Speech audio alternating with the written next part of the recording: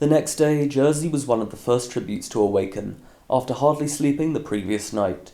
He was now clearly affected from the lack of food and water since he had entered the arena, and he appeared almost too weak to get up.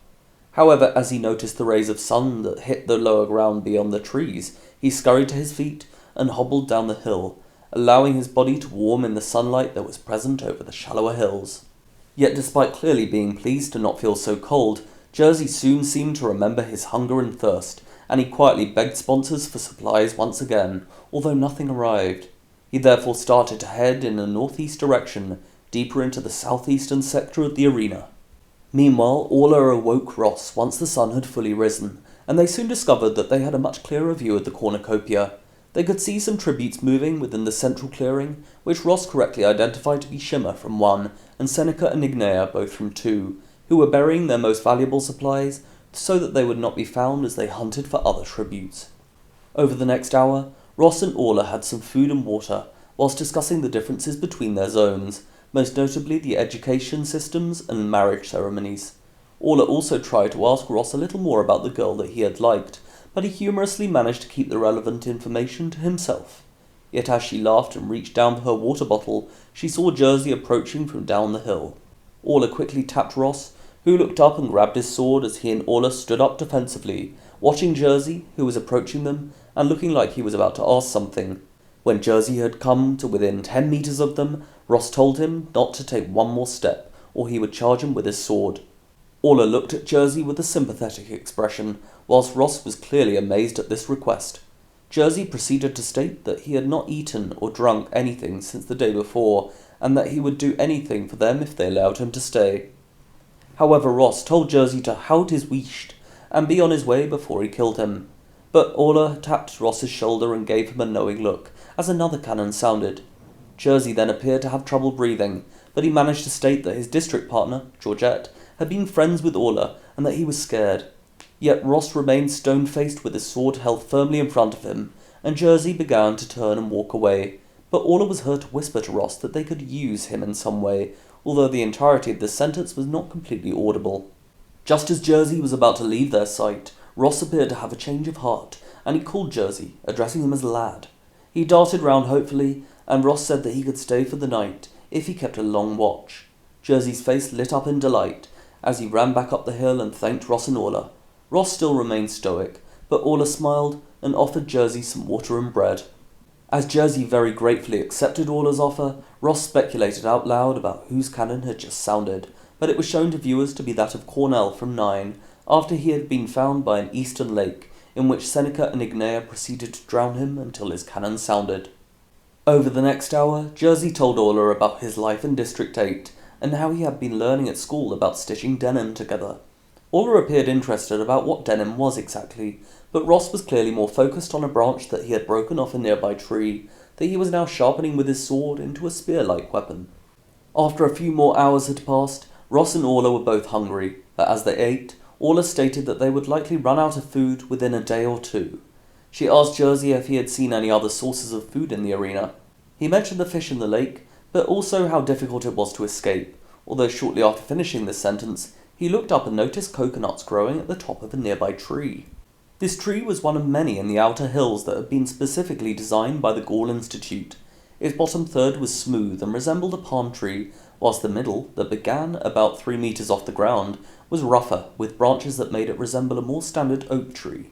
However, for the top 3 meters, one side continued as an oak tree, whilst the other resembled the top of a palm tree, with large coconuts growing out of the leaves at its head. Jersey asked what these things were, and Orla replied that they were coconuts, to which Ross looked confused and asked her if they grew in Aya, but she grinned and said that although they did not, she learnt about them with Georgette during training, and that they contained edible flesh and milk. She then asked how they were supposed to get hold of these coconuts, and Ross looked straight at Jersey, who looked back with a slightly worried expression. Within a minute, Orla was carefully trying to direct Ross as he lifted Jersey towards the lowest branches. Although Jersey initially had great trouble getting on top of a lower branch, the trio were ultimately successful after almost 5 minutes had passed. Orla encouraged Jersey as he climbed up the remaining branches, before very carefully balancing himself upon the highest branch, at which point he finally managed to pull off one of the coconuts. Jersey shouted at Ross and Orla to be ready, and he dropped it to Ross, who managed to catch it. Jersey then pulled the other 2 coconuts from their roots, whilst holding on carefully to the trunk of the tree. He carefully dropped one coconut, and Orla managed to grab it, but he accidentally let the other slip, which fell to the ground and broke into pieces, resulting in a splattering of coconut milk and flesh towards Orla and Ross. Jersey laughed and apologised, but Orla giggled at the mess that had just occurred, and as Ross felt some of the milk dripping from his hair, even he let out a small smile. Jersey continued climbing down, and he had almost reached the bottom of the branches when another cannon sounded. Ross quickly looked over to Orla, but it was then that he noticed the arrows sticking out of the white fabric in the middle of her lycra suit, which was quickly turning red. Ross gasped and snatched his wooden spear from against the nearest tree as he spotted Shimmer, Seneca, and Ignea further down the hill between the other trees. Viewers saw that this trio had been heading south, but after hearing this commotion in the upper hills, they slowly moved further south until they were able to see Ross, Orla, and Jersey further up the hill. Whilst Shimmer looked ready to shoot another arrow, Ross launched the spear through the air, which hit Shimmer's heart and saw him fall into Seneca, who had been running up the hill behind him. Seneca quickly pushed Shimmer's body to the side and continued up the hill, as Jersey fell from the tree and tried to get to his feet, and Ross grabbed his sword and a loaf of bread. Whilst the shrieking of a troop of monkeys was heard within the trees above, Jersey was very nearly hit with a knife thrown by Ignea. Ross was already running further up the hill, and Jersey sprinted after him. Seneca and Ignea initially followed them, but the monkeys, who appeared to have been rather excited by the events that had just unfolded, scarpered down the hill towards Seneca, who turned around and pushed Ignea out the way as he fled the troop, with Ignea quickly following him. Ross ran for the next 5 minutes, clearly angry from Orla's death, so much so that he did not appear to notice that Jersey was still running after him. Yet after entering the outer southern hills, Ross finally came to a stop. He heard Jersey behind him, and he readied his sword in self-defence, until he appeared to realise that this was indeed Jersey. As they stopped for breath, he asked Ross if they should stay here or continue running. Ross snarled at Jersey, before pinning him up against the nearest tree. Ross then claimed that Orla's death was Jersey's fault, and he struggled to breathe, but said that he was sorry. Ross growled at Jersey to leave him alone, and he silently stared into Ross's eyes, clearly showing terror within his own. As Ross continued to grit his teeth, Jersey nodded his head forlornly, and Ross released his grip, which allowed Jersey back to the ground. He then thanked Ross for the food and drink, before solemnly walking away to the shallower fields, although unbeknownst to Ross, Jersey quietly looped back around over the next few minutes into the upper hills that lay just to the west of Ross's position, until he was able to see Ross from almost 100 metres further down the hill. Over the next few hours, Ross rested and stretched his ankle, but it still appeared to hurt again after he had run from the careers. He also ate and drank from the supplies that he had previously shared with Orla, completely unaware that Jersey was watching from less than 100 metres away. Eugenia stated that he must be waiting for an opportunity to reform their alliance, but Ennius replied that if Ross spotted Jersey watching him, he would likely kill him. As the sun began to set, both Jersey and Ross remained in their respective positions within the southern sector of the upper hills. Most other tributes were also settling down for the evening, except for Seneca and Ignea, who were eating a meal in the cornucopia and deciding which sector to hunt. Meanwhile, Waxy from 9 was crossing the southern sector, seemingly unaware that she was only 10 metres uphill from Ross. Waxy was feeling her way through the relative darkness with her hands, and she grabbed onto a tree. She then yelped and jumped back as flames suddenly shot up from its base. Within a few seconds, flames were licking all along the tree's middle branches, and hence igniting the branches of neighbouring trees. Waxy screamed and instinctively ran back down the hill, as Ross and Jersey heard the commotion. However, she soon tripped on the roots of another tree, before tumbling down the hill into Ross, with her foot hitting against his injured ankle. Ross shouted in pain and lashed his sword at Waxy, but she was already fleeing from both Ross and the fire that was rapidly spreading down the hill towards them.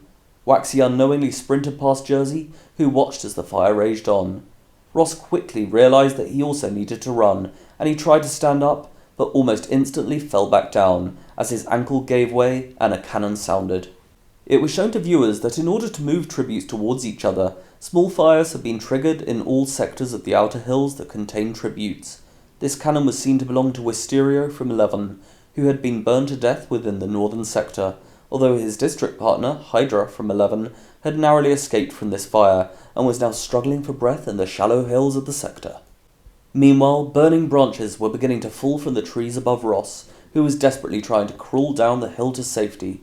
Jersey watched this scene and appeared to be in two minds about whether he should try and help Ross escape, but just as Eugenia and Ennius began to debate what Jersey would do, he sprinted up the hill towards Ross, who was now struggling to breathe from the smoke that was emanating around him.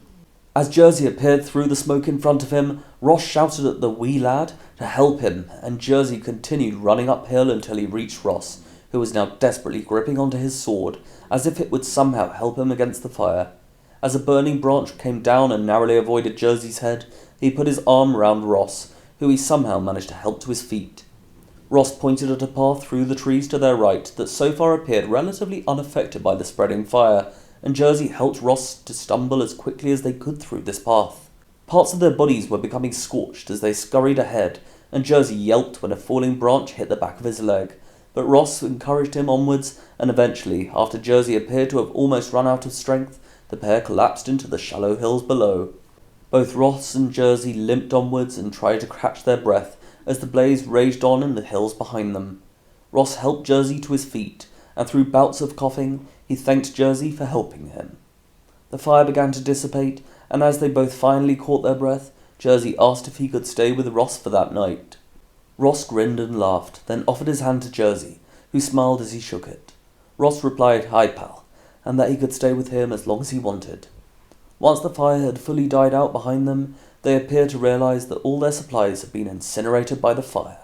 Yet as Ross said that they might need to look for a monkey's carcass in the burned forest behind them, Jersey pointed to the sponsor gifts that were floating down toward them in the night sky. Jersey was especially delighted to see that there was a gift addressed to each of their districts, and as he opened his, he gasped with elation to see that he had been sent a bottle of water, a loaf of bread, and a hunk of cheese, whilst Ross appeared relieved to be given a cold compress for his ankle that was wrapped in a blanket. Jersey almost immediately offered some water and bread to Ross, who gratefully accepted, before placing the blanket around himself and Jersey. As they began to eat and drink, Ross apologized for saying to Jersey that Orla's death was his fault, and that this was a horrible thing to say. But Jersey nodded in appreciation, before saying that he forgave Ross and understood how stressful the games could be. The boys spoke about their districts, and Ross was amazed to learn from Jersey that when his grandfather had been at school, he was taught that there were no other countries outside Panem. Ross then asked Jersey about his mother, but he replied that she died in a previous Hunger Games, just 2 weeks after he was born. Ross said that he was sorry to hear this, but Jersey nodded and stated that his father often spoke about how happy she was to at least have given birth to him before she had to fight. Jersey asked Ross about his family, but he stated that he did not see much of his parents, due to the long hunting trips on which he often found himself, in order to support his family financially. Jersey asked if he missed them, and he nodded, but replied that you have to do what you will to survive. Another cannon suddenly sounded, which was shown to viewers to belong to Hydra from 11, who had succumbed to the smoke inhalation from the earlier fire. They continued to speak a little more, but Jersey soon became despondent and sleepy. He apologized for his fatigue, but Ross laughed, telling Jersey not to worry, and saying that he would take the first watch. Jersey soon fell asleep, and almost an hour later, Horn of Plenty played as the portraits of Shimmer from 1, Cornell from 9, Wisterio and Hydra, both from 11, and Orla from 14 were all shown in the sky, the last of which prompted Ross to form a cross on his chest, as is tradition with many tributes from District 14. This therefore left 11 tributes remaining, Seneca and Ignea, both from 2, Brace and Drifter, both from 4, Columba from 5, Arlo and Honey, both from 7, Jersey from 8, Waxy from 9, Antonio from 10, and Ross from 14. Ennius stated that he would bet on Seneca, Ignea, or Antonio for the win, but Eugenia replied that she had a strange feeling about Jersey.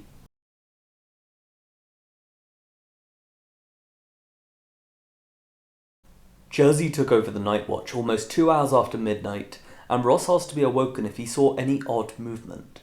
However, it was not until an hour after sunrise that Jersey saw someone walking within the charred remains of the outer northeastern hills. He awoke Ross, but neither of them could identify who this was, although viewers had seen that this tribute was Columba from 5, who was desperately hunting for food, but to no avail. After realizing that there were no other tributes visible to them, Ross suggested that they rest in the outer southeastern hills, which would give them a shelter, along with a decent view of the rest of the arena. As they walked, Ross was delighted to feel that his ankle had healed nicely during the night. They explored these outer hills, and after checking that there were no other tributes in the vicinity, Ross and Jersey settled near the shallow fields ahead. Over the rest of the morning, many tributes were affected by the sweltering heat, including Ross and Jersey, but particularly the former, due to his paler complexion, that was common amongst tributes from his district. Jersey offered to climb one of the nearby palm oak trees and grab a few leaves, which he and Ross then used to fan themselves from the heat and form shadows over their faces in order to stop their skin from burning. Jersey soon appeared to become restless, and he asked Ross to play an animal-themed game with him, in which they imitated animals and guessed which animal the other was attempting. This showed viewers the true differences between the boys' districts, due to their lack of knowledge of each other's suggestions. Ross was at first reluctant to play, but after struggling to keep a straight face during Jersey's impression of a goat, he gradually started to participate, and even made Jersey laugh when he pretended to be a seal, although Ennia stated that they should have learned from their earlier mistake, but fortunately for them, there were no other tributes nearby. However, their game came to an abrupt end shortly after midday, when Game Maker Breen congratulated the 11 tributes for reaching this stage of the competition, before announcing that a feast would be held in the cornucopia clearing in 30 minutes, and ending the announcement by wishing that the odds be in the tributes' favour. Jersey was surprised that the feast was offered with 11 tributes remaining, but Ross correctly responded that because no tributes had died since the previous night, the capital probably wanted a bit of action. As Ross readied his sword, Jersey asked if he really wanted to attend, stating that with this many tributes, the feast would be a death trap, but Ross responded that he did not want to miss whatever might be offered. A slightly tense standoff occurred, as Jersey tried to convince Ross to stay, but he eventually conceded and agreed to go with Ross to the feast. Over the next 30 minutes, the boys carefully made their way through the shallow fields in the southeastern sector, whilst trying to keep down from the view of other tributes. Ross then sprinted through a dry gap in the lake ring, although Jersey was a lot more careful to avoid falling in once again. With 5 minutes remaining before the feast was due to begin, Ross quietly led Jersey through the thick borough of palm trees until they had a relatively clear view of the cornucopia. As they waited for the feast platform to rise, Ross whispered to Jersey to keep watch as he ran in, and after a few more minutes had passed, the platform finally rose into the centre of the clearing, in front of the cornucopia. Jersey quietly asked Ross if he was going to run in first, but Ross whispered back that this would be asking for a quick death. He was proved correct just a few seconds later, as Drifter from 4 ran in from the southwestern corner, only to be hit simultaneously by a spear and a knife that were thrown by Seneca and Ignea respectively, as they emerged from the western side. As Drifter's cannon sounded, Seneca and Ignea sprinted to the centre of the clearing, before guarding the feast table and scanning the surrounding borough for other tributes, which prompted Ross to usher himself and Jersey behind a palm tree. For the next 2 minutes, the excited cheers in Snow Square gradually died down, as the tributes that had attended the feast were desperately waiting for a chance to take their feast bags, but unable to do so due to the presence of Ignea and Seneca, who were quietly discussing if they should destroy or take the other bags. Meanwhile, it was alleged that Game Maker Breen was shouting orders at her assistant game makers, including a demand for a dome timer to be activated in the arena. Just as Jersey was trying to convince Ross to leave, they looked up to see the dome timer on the roof of the arena above them. Although it was not explicitly stated what this was for, it almost seemed apparent that feast bags would only be available for this amount of time. Over the next 10 seconds, Seneca and Ignea looked around at all angles, as Ross darted out from behind the tree to see Brace from 4 and Arlo and Honey, both from 7, running into the clearing. As Seneca readied himself to defend the platform from Arlo and Honey and Ignea started throwing knives towards Brace, Ross bolted out from behind the tree and sprinted through the clearing, but when he was halfway to the platform, he heard Jersey shout as he was tackled to the ground. Whilst continuing to run, Ross heard Brace's cannon, then jolted around to see Antonio from 10 trying to push his scythe into Jersey's neck, although Jersey was now pushing the scythe away with all the strength that he had in his hands, which was causing him immense pain as he shouted for Ross. After stopping and clearly being torn about this decision, Ross swore, then ran back towards Antonio, who appeared too distracted to see Ross approaching. Just as he finally looked up, Ross slashed his sword across Antonio's neck, and as Jersey yelped from the blood that had just splattered his face, Ross practically dragged him to his feet. Antonio's cannon sounded, and Ross looked back towards the clearing, but he heard Jersey having a lot of trouble breathing, and he was almost unable to stand. Ross therefore grabbed Jersey around the waist and threw him onto his back, before sprinting away from the central clearing, through the thick borough of palm trees. As Ross ran, Jersey's breathing was still erratic, but he pointed to their right and instructed Ross to head in this direction, so that they were heading to the southwest. As they made their way through the lake ring, Jersey's breathing seemed to relax, and he apologized for letting Ross down. But Ross jokingly told Jersey to hold his wish, and as they reached the shallow hills on the other side of the lake ring, Ross put Jersey down on the ground, and they sat quietly as they caught their breath. Ross joked about how unfit he felt after this, but Jersey thanked Ross for saving him from Antonio. Ross nodded and said that after the fire, it was the least he could do.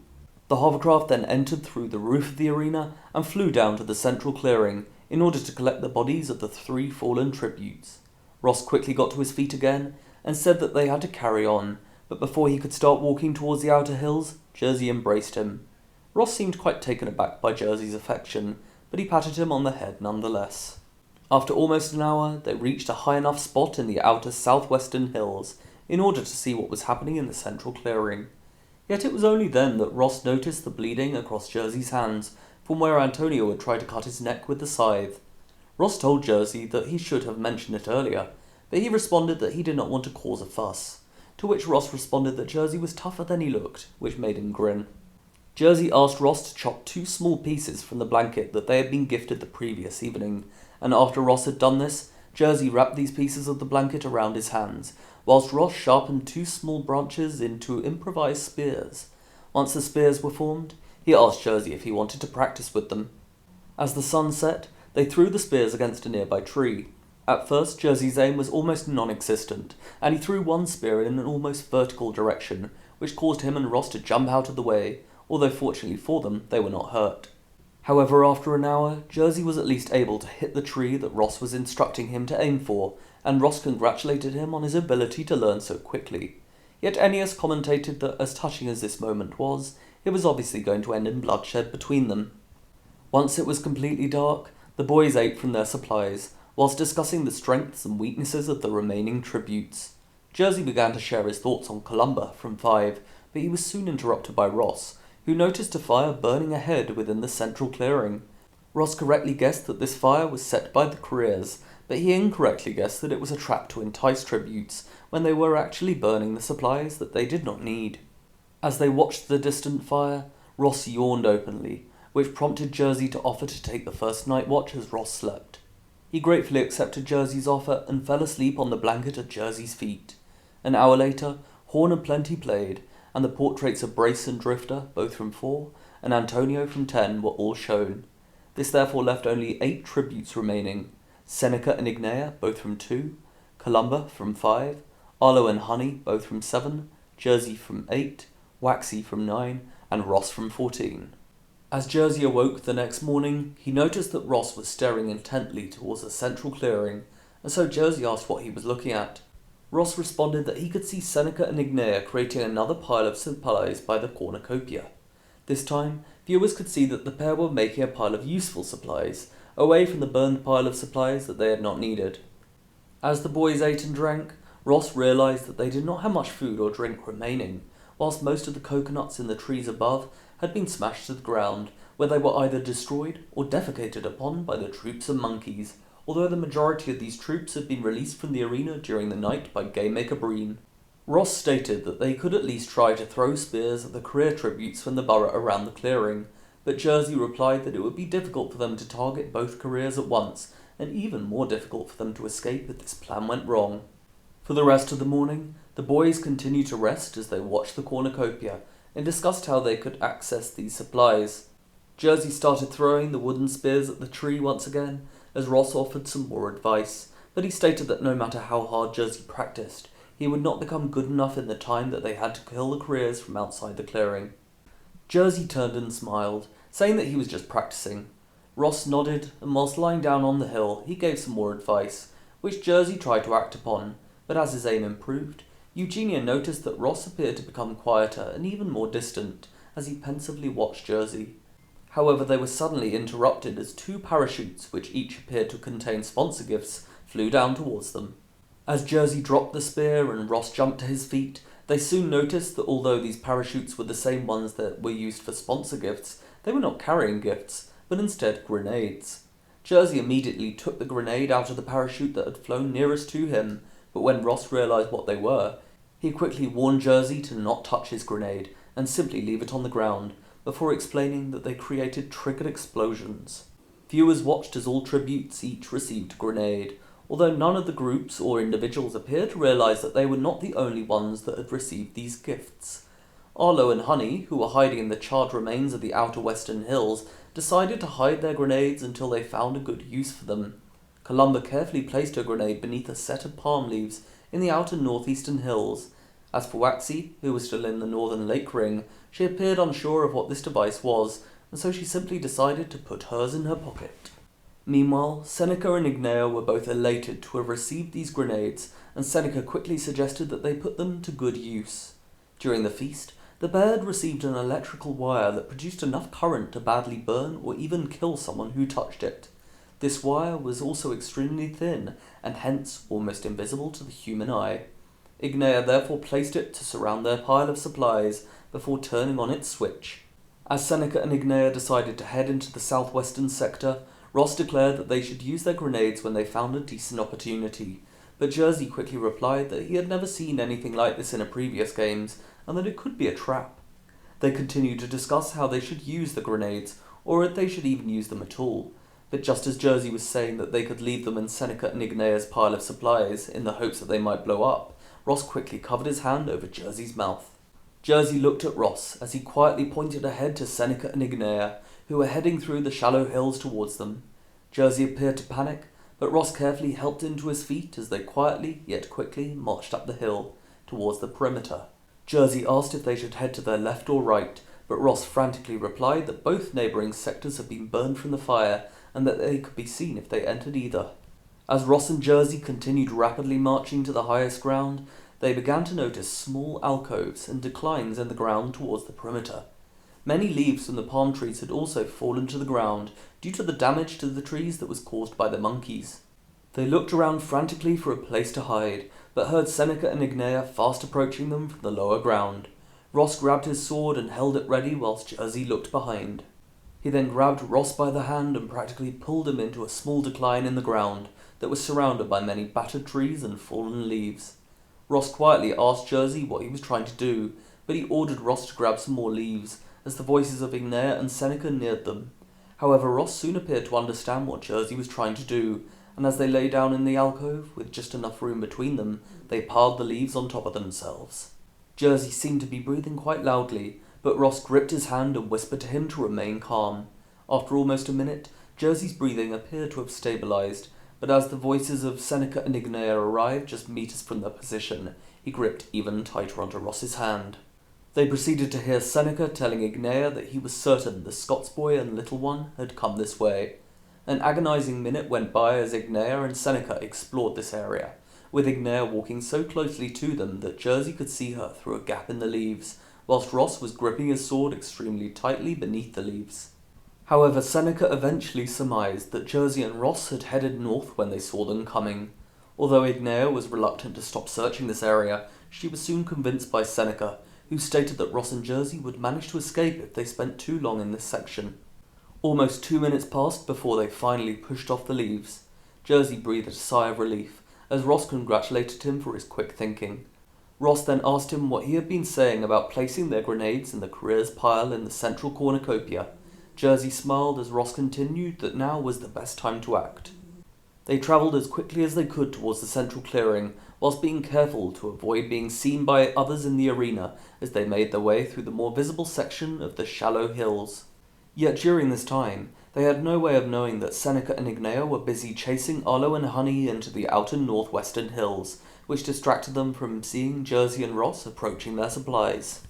Although Arlo and Honey had swiftly climbed 2 palm oak trees when they reached the northwestern sector, Ignea and Seneca soon found them.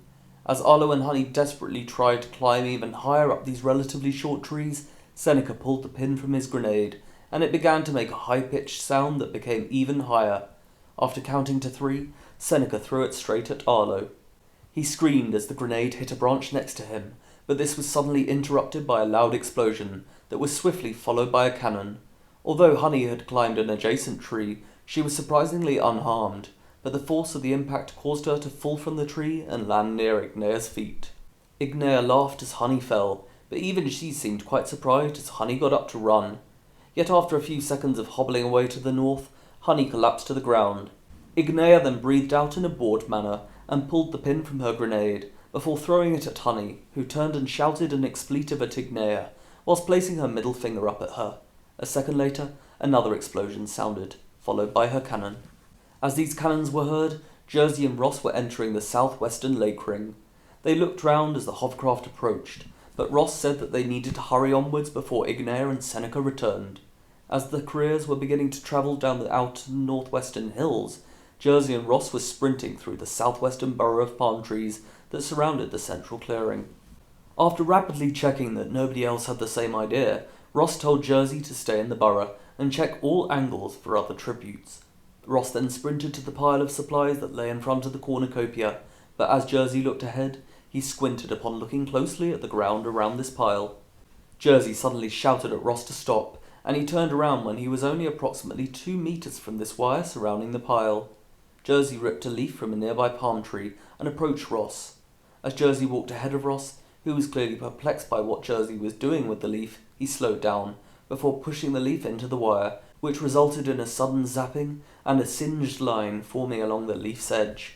Ross appeared shocked, but thanked Jersey for having spotted this. Yet no sooner had Jersey nodded than Ross jumped over the wire, before looking for a place to plant his grenade. He soon saw a hollow wooden box that Jersey said looked like a chair. Ross let out a mischievous laugh, before placing his grenade inside this box. Without any further words from Jersey, Ross hopped back over the wire, and they quickly agreed that in order to avoid being seen by Seneca and Ignea, they would head to the outer northeastern hills. Whilst Jersey and Ross travelled, the sun set, and when they arrived in these hills almost an hour later, it was completely dark. Ross convinced Jersey for them to rest close to the perimeter once more, as there were more hiding places that could be used. They soon became hungry, and so they ate and drank the last of their supplies. During this time, Jersey asked Ross what he thought he would do if he won the games. Ross thought carefully, and answered with a chuckle that he would happily return home and live a mundane life. Ross proceeded to ask Jersey the same question, and he answered that he would buy his father some new clothes with the money, as this was what he desperately needed. Ross then showed the many rips that he now had formed in his lycra suit, and asked if we all, which made Jersey smile. Ross asked if Jersey would take the first night watch once again, and Jersey agreed, but took out his grenade from his pocket, saying that he did not want it, and that he was thinking of throwing it away. Ross was surprised, but offered to hold it for him in case they needed it, and Jersey agreed. Ross soon fell asleep with one of the smaller wooden spears clutched in his hands, and the grenade lying by the now empty bag by his chest. For the remaining 2 hours before the end of the day, Jersey rested with Ross's sword, and he occasionally looked around at the forest that was illuminated in the moonlight. At one point, he thought he saw someone down the hill, but it was most likely a broken branch falling from a tree. With 5 minutes left before midnight, Ross appeared restless, and Eugenia said that it looked like he was fighting his sleep. Yet Jersey was suddenly alerted to a high-pitched noise next to Ross. He looked at this sound for a few seconds, before yelping in a panic and jumping over towards Ross. Jersey grabbed the grenade from on top of the bag by Ross, before falling onto him and throwing this grenade into the trees behind them. Yet as he threw it, Ross, who appeared scared by the sudden wake-up, stabbed the spear into the side of Jersey's neck, as the grenade landed a few meters away. It detonated when it hit the ground, which caused both Ross and Jersey to be pushed back from the force of the explosion and tumble down the hill, as 2 cannons soon sounded. One of these belonged to Seneca, who had been sitting on the box that contained the grenade, whilst the other belonged to Waxy, who was asleep when the grenade exploded in her pocket. Ross shuddered as he realized that he had just stabbed Jersey, when he apparently did not mean to. He quickly scurried over to Jersey, who was now gripping onto the wound on his neck, which was heavily bleeding. Ross continually said sorry, whilst desperately trying to cover Jersey's neck with his hands and stop the bleeding. He shouted at him to hold on, and then for sponsors to help, but nothing arrived. Tears formed in Ross's eyes as he said that he did not mean to stab Jersey, who was quickly losing consciousness. Yet he continued to grip onto Ross's hand as his breathing slowed. A minute later, Jersey's cannon sounded, and Ross appeared to be on the verge of hysteria as he muttered that he had killed the bairn.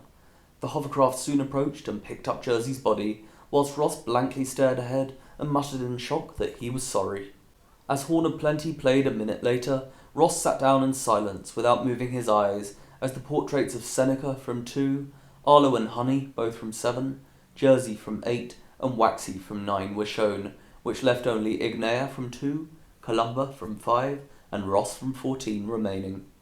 Until sunrise, Ross hardly moved, except for when he occasionally muttered to the now deceased Jersey that he was sorry. Eugenia stated that Ross's odds of victory did not look very promising if he remained in this state, whilst Ennius stated that Ross should not be so upset when he was now much closer to winning. It was not until another cannon sounded that Ross finally appeared to come to his senses.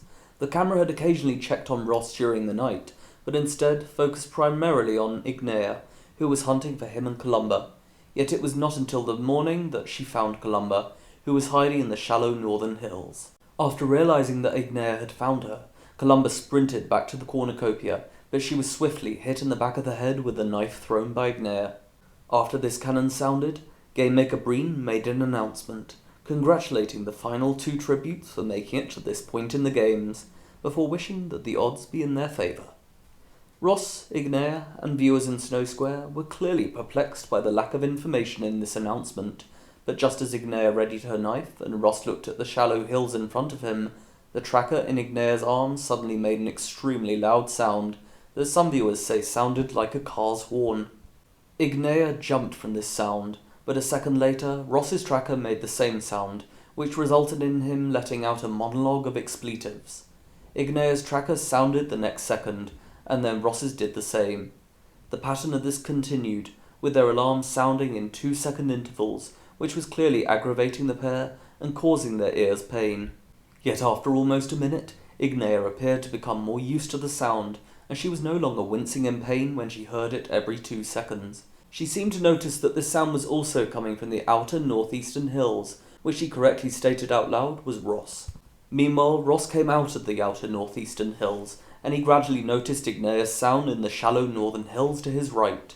Yet as the sound continued, he simply grabbed his sword and the 2 wooden spears, before running forwards across the shallow fields. For the next 5 minutes, Ross continued running towards the lake ring that lay ahead. Ignea soon spotted him, and she ran over these hills after him, but Ross did not look back, apparently not realizing that Ignea was fast approaching. Yet as Ross sprinted over the final shallow hill before the lake ring, he suddenly tripped and fell through a pocket of vegetation, down a muddy slope, and into a lake which lay at the bottom. Fortunately for Ross, both his sword and one of the wooden spears had fallen into the lake with him, which he quickly retrieved from the water as he resurfaced.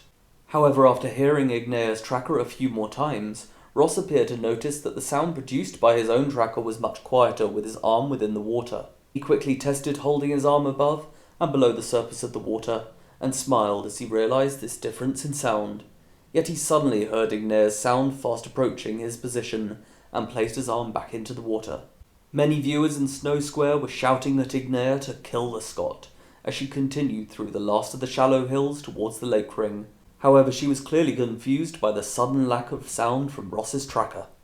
When Ignea was just meters from the pocket of vegetation which oversaw the lake ring, Ross completely submerged himself in the muddy and opaque water, whilst watching the top of the hill through its surface. Ignea carefully held her 2 remaining knives in each hand, as she very slowly walked through this vegetation. Yet shortly after spotting the lake ahead, she noticed one of Ross's spears on the floor that had not fallen into the lake with him, and it was then that the sound of her tracker suddenly stopped. Ignea looked suspiciously at her now silent tracker as she crouched down and carefully examined the spear, whilst looking around in all directions. She visually examined the muddy trail on the slope below her, and Ross suddenly emerged from the water. He immediately threw a spear at Ignea, which hit her shoulder. As she let out a quick scream, she began to tumble forwards onto the slope, before crashing into the water below, just meters in front of Ross, who readied his sword. As Ignea disappeared below the surface, Ross very carefully tried to look for her, but due to the muddy opaqueness of the water, he was unable to see her. Yet just as Ross was about to submerge himself into the water once again, a hand suddenly appeared from the water that lay a few meters to his side and threw a knife that hit his arm. Ross yelled in pain as he dropped the knife from his arm, and Ignea threw her other knife. However, he quickly threw himself backwards, which caused the knife to slice through his beard. Ross turned towards Ignea, but she dived towards him and tackled him into the water below. Before Ross had come to the surface, Ignea ripped the knife from his arm and tried to force it into his chest, but he managed to push her away, and he subsequently punched her stomach with such force that she dropped the knife, which sank into the water below.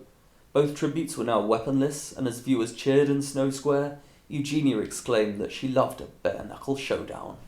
As Ross resurfaced, Ignea punched his face, but he dodged and only his chin was hit. Ignea then punched again, but this time Ross managed to grab her fist, before forcing her arm with his other arm down into the water. Ignea tried to kick Ross, but he used his other arm to force her neck beneath the water. She screamed, but this sound stopped as her mouth entered the water. The underwater cameras showed her desperately thrashing around, before grabbing onto Ross's genitals and attempting to twist them. This resulted in an amusingly pitched shout from Ross, who swore several times, but he maintained his grip on her arms and pushed his foot against her neck. For the next minute, Ignea desperately tried to kick against Ross's legs and release his grip, but her movements soon subsided, and after almost 2 minutes, her cannon sounded. Ross finally let go of Ignea's arms, and her corpse floated to the water's surface. He looked at her pensively, then apologized as he closed her eyelids. Ross continued to stare at Ignea's body in wonder, before lying back in the water and humming a calming tune as he closed his eyes. A surprisingly respectful round of applause, albeit without cheers, was heard throughout Snow Square, and it was announced by Gamemaker Breen that Ross Kinloch of District 14 was the victor of the 97th Hunger Games. The hovercraft entered the arena, and without even appearing to react to the strong winds caused above and the deathclaw that wrapped around him, Ross was airlifted to safety.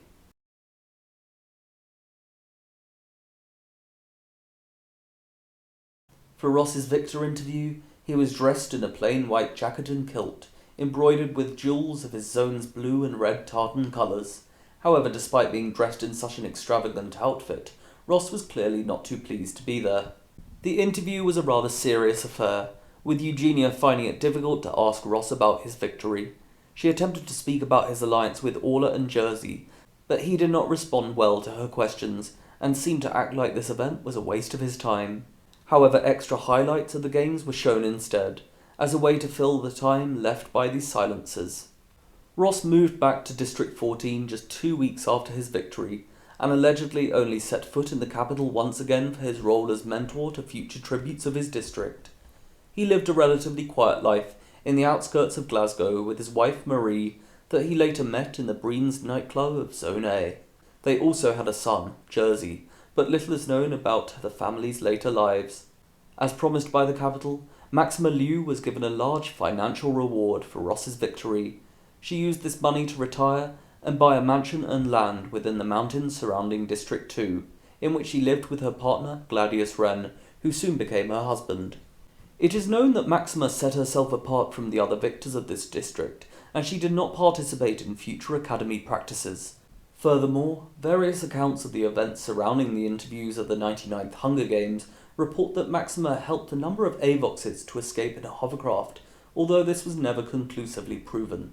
A few months after this year's games, Germanian rebels attempted to seize Zone K that lay within the seas of District 14, but thanks to the wise leadership of Panem's commanders and the strength of its forces, they were easily defeated, with the cowards that survived fleeing back to Germania.